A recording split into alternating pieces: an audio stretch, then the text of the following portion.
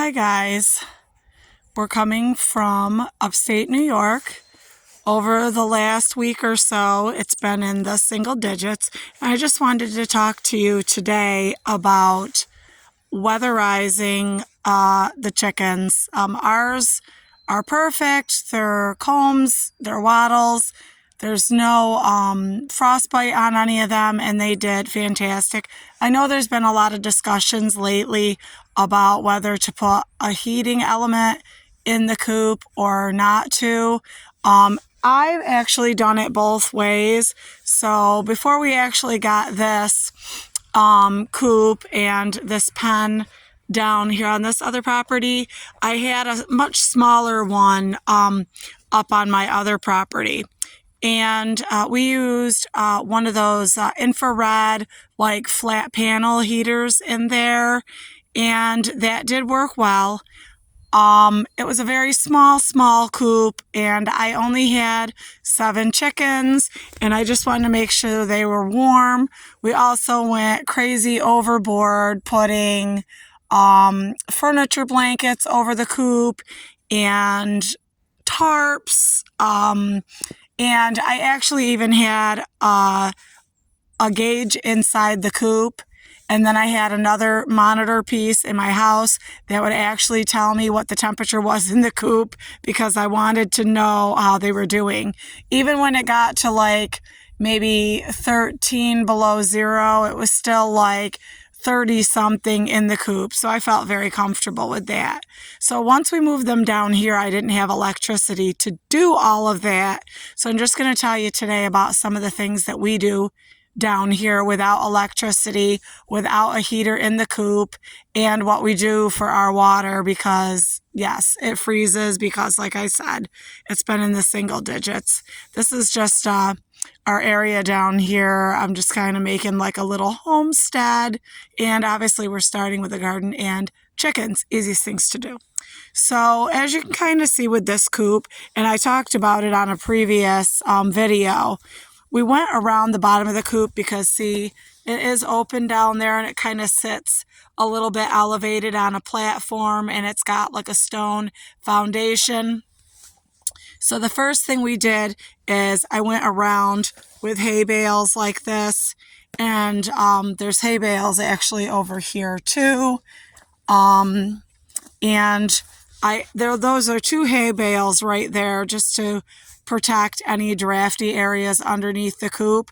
And then we buy pellets for our pellet stove by the ton, and this big piece of plastic actually covered that, so we'd utilize that as well. So draft free here.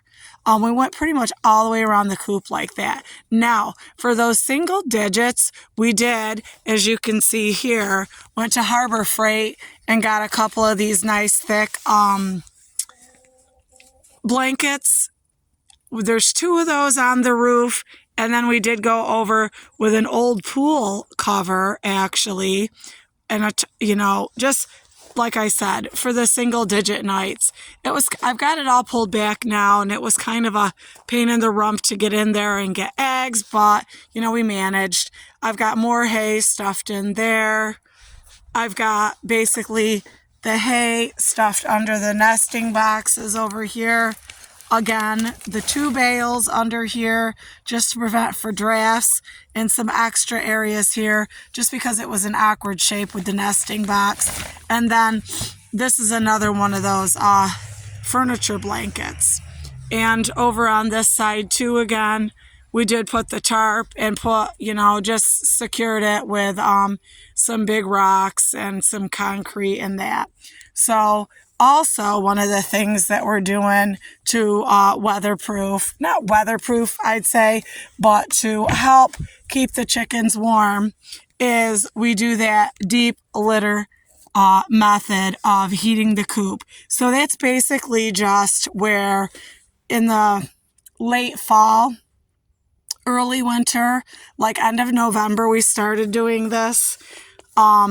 You leave your pine wood chips and your straw in the coop pretty thick, and then like every day or so I gotta come down every day and just move everything away from our omelet automatic door opener, which I highly recommend. Runs on 4 batteries. I literally went for a year and a half before I had to replace the batteries. I mean, and it's just great. This for them opens at 9 a.m., closes at 5 p.m. Those are our winter hours. Obviously, in the summer when it's nicer, we have summer hours. That's Wanda there. Hey, Wandy. Yeah, but like, so as you're turning up this litter in here, their poop actually helps keep it warmer in here. So as a little like experiment, I put a thermometer in here and I had a thermometer outside, and it kept it about 10 degrees cooler in the coop. And that was during the day before all the chickens were in there. And we know their body temperature is about 107 degrees, and before the door was closed. So, and I discussed the other day about insulating with this bubble wrap. I did that also. That's all throughout here. I showed you guys that the other day. And this is a pretty thick door too, if you can see that there. So they've been really comfortable in there, even on our coldest of days. So this is our pen out here that we just did this year. I really wanted to do like plexiglass panels, and I might do that next year. But what we did is we went around, and I left, some areas open. This area so that they can look out. Obviously the door. And they're very nosy. If you've got chickens, they are nosy as hell. So we put plastic from pretty much the top to the bottom. I just left that one triangular area open up there, and then all the way around the back here. So what you want to do, you definitely want to prevent your chickens from drafts. They can deal with cold weather, but if it's windy, they hate the wind. They'll go in every time when it's windy. Another thing we're doing here, I told you we don't have electricity down here yet, maybe next year, but this is like basically my water, and this is what I found to work the best. And I got this offline.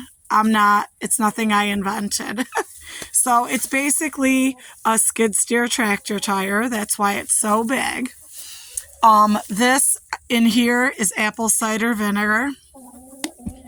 And this just, sometimes it moves around, sometimes it doesn't. Today I have it like this. If it's icy, the water, when I come down, if I pull this out, right away they go right to that circle to drink.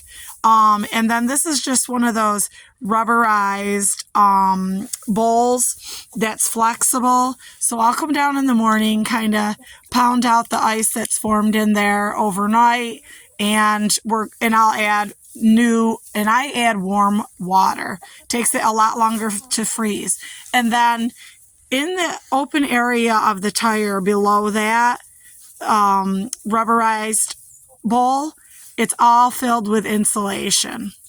I've seen it too where some people actually bury the tire in the ground and have a sono tube, and the heat from the ground will heat the water. I don't know how that'll work. We also have a lot of extra hay and bedding in here. They are enjoying that. They just kick it around.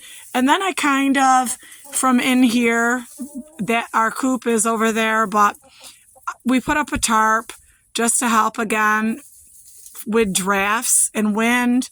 And I piled the hay or straw up nice and high. It's just, and most of the time, all of this stuff is outside. But for the winter, I didn't want to get it all snowy. But that's what I wanted to share with you. That keeps our chickens happy and, most importantly, healthy in the winter time. If you like what I'm posting here, please like and definitely subscribe. I'd certainly appreciate it. And I like sharing all this new and fun stuff with you. Thanks a lot. Bye-bye.